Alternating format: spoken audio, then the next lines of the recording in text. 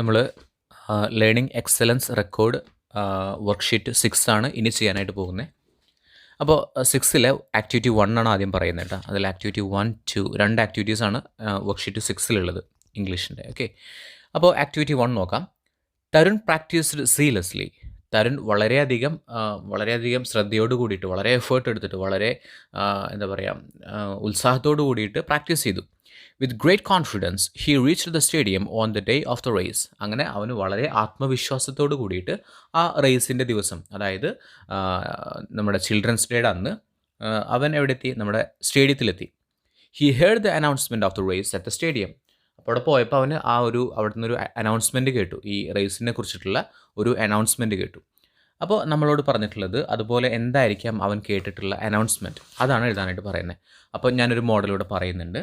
അപ്പോൾ ഇവിടെ സ്റ്റാർട്ടിങ് ഇങ്ങനെ കൊടുത്തിട്ടുണ്ട്, ladies and gentlemen, as a part of children's day celebration എന്ന് വരെ കൊടുത്തിട്ടുണ്ട്. ബാക്കി നമ്മളാണ് എഴുതേണ്ടത്.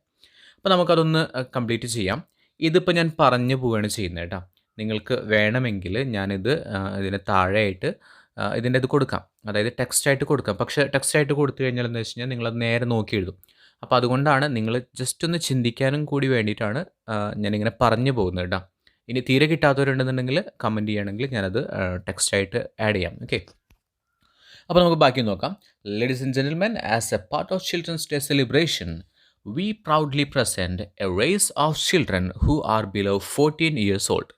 അപ്പോൾ ഇവിടെ പറയുന്നതാണ്, ചിൽഡ്രൻസ് ഡേ സെലിബ്രേഷൻ്റെ ഭാഗമായിട്ട് ഞങ്ങൾ അഭിമാന പുരസ്സരം കാഴ്ചവെക്കുന്നു കുട്ടികളുടെ 14 വയസ്സിൽ താഴെയുള്ള കുട്ടികളുടെ ഒരു ഓട്ടമത്സരം. Okay, we have the fastest runners in our town for this event.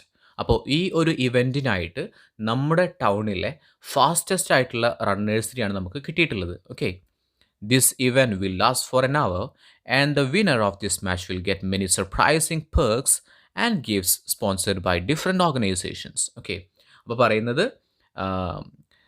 This event will last for an hour, അതായത് ഈ ഒരു ഇവൻറ്റ് 1 മണിക്കൂറോളം നീണ്ടു നിൽക്കുന്ന ഒരു ഇവൻറ്റാണ്, ഒരു പ്രോഗ്രാമാണ്. And the winner of this match, അതായത് ഈ മാച്ചിൻ്റെ വിന്നറിന് ഒരുപാട് സർപ്രൈസിങ് ആയിട്ടുള്ള പെർക്സ് കിട്ടും. പെർക്ക് എന്ന് പറഞ്ഞു കഴിഞ്ഞാൽ കുറേ ആനുകൂല്യങ്ങളും കാര്യങ്ങളൊക്കെ പെർക്ക് എന്ന് പറയണ്ട. പെർക്ക് എന്ന് പറഞ്ഞിട്ട് ചോക്ലേറ്റ് ഉണ്ടല്ലോ, നമ്മുടെ മഞ്ച് പോലത്തെ, ഇപ്പം ഉണ്ടോയെന്ന് അറിഞ്ഞുകൂടാ, മുന്നേ ഉണ്ടായിരുന്നു പെർക്ക്, PERK, പെർക്ക് കേട്ടോ. അപ്പോൾ പെർക്ക് എന്ന് വെച്ച് കഴിഞ്ഞാൽ ആനുകൂല്യങ്ങൾ, സമ്മാനങ്ങൾ എന്നൊക്കെയുള്ള അർത്ഥം തന്നെയാണ്. ആൻഡ് ഗിഫ്റ്റ്സ്, പിന്നെ ഒരുപാട് ഗിഫ്റ്റുകളും കിട്ടും.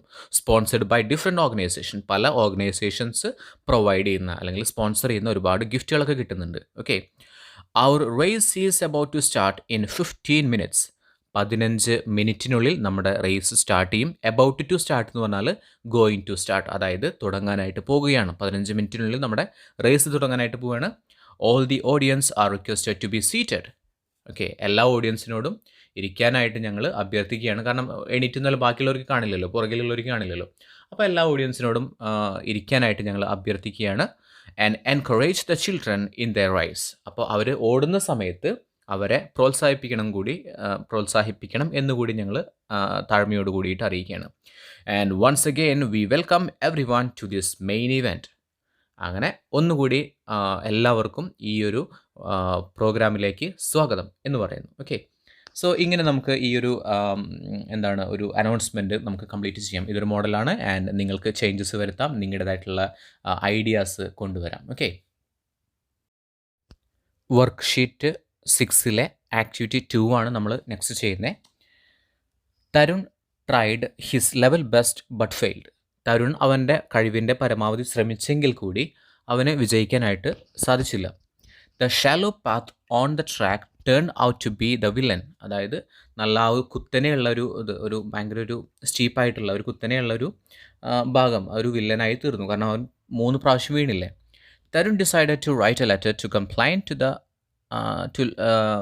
Tarun decided to write a letter of complaint to the stadium management. Okay, അപ്പോൾ മാനേജ്മെൻറ്റിന് ഒരു ലെറ്റർ എഴുതാനായിട്ട്, ഒരു കംപ്ലയിൻറ്റ് ലെറ്റർ എഴുതാനായിട്ട് നമ്മുടെ തരുൺ തീരുമാനിച്ചു. അപ്പോൾ എന്താണ് ആ ലെറ്റർ എന്നുള്ളതാണ് നമ്മൾ എഴുതാൻ പോകുന്നത്. ഓക്കെ, അപ്പോൾ അവിടെ ഫ്രം എന്ന് കൊടുത്തിട്ടുണ്ട്.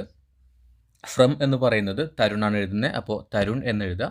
പിന്നെ എന്തെങ്കിലും അഡ്രസ്സ് നിങ്ങൾക്ക് എഴുതാവുന്നതാണ്, ഏത് അഡ്രസ്സ് വേണമെങ്കിലും എഴുതാം. ഓക്കെ, ആദ്യം തരുൺ എഴുതാം, പിന്നെ എന്തെങ്കിലും അഡ്രസ്സൊക്കെ എഴുതാം. പിന്നെ ഇവിടെ ഡേറ്റ് കൊടുത്തിട്ടുണ്ട്.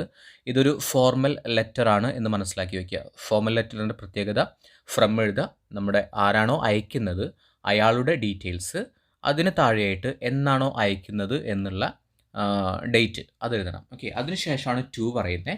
ടു പറയുന്നത് ആർക്കാണോ നമ്മൾ ലെറ്റർ അയക്കുന്നത് അതിലാണ് നമ്മൾ ടു പറയുന്നത്. ഓക്കെ, അപ്പോൾ ആർക്ക് അയക്കുന്നത്? മാനേജ്മെൻറ്റിനല്ലേ.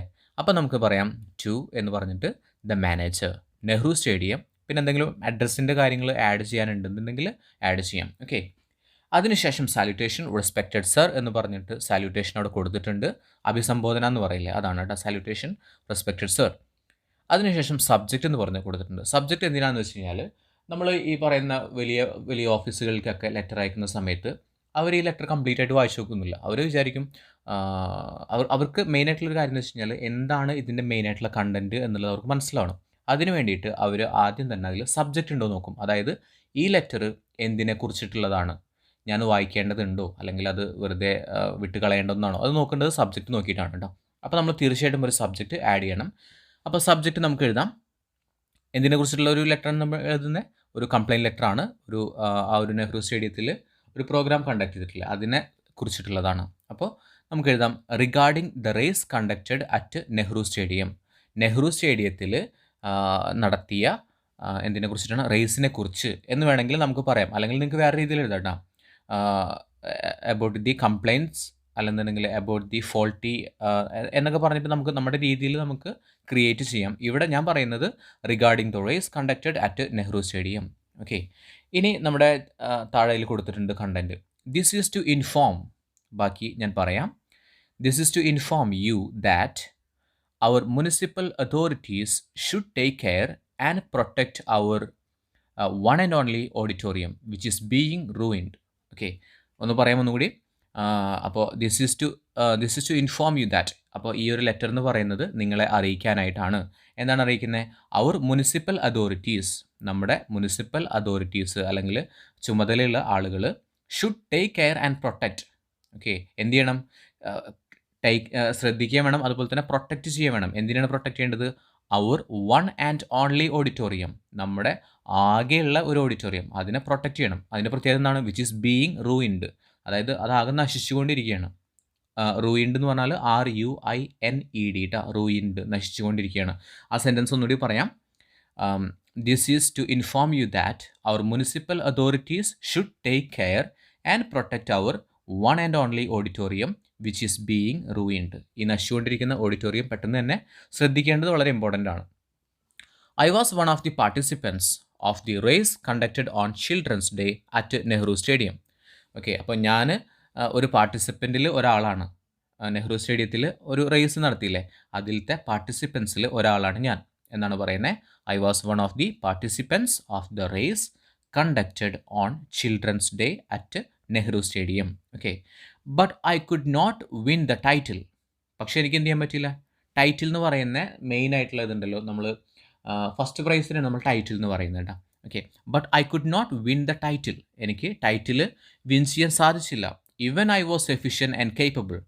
ഞാൻ വളരെ കാര്യക്ഷമതയുള്ള, അല്ലെന്നുണ്ടെങ്കിൽ എനിക്ക് കിട്ടും എന്ന് ഉറപ്പുള്ളൊരു കാര്യമായിരുന്നു, എന്നിട്ട് പോലും എനിക്ക് ജയിക്കാൻ പറ്റിയില്ല.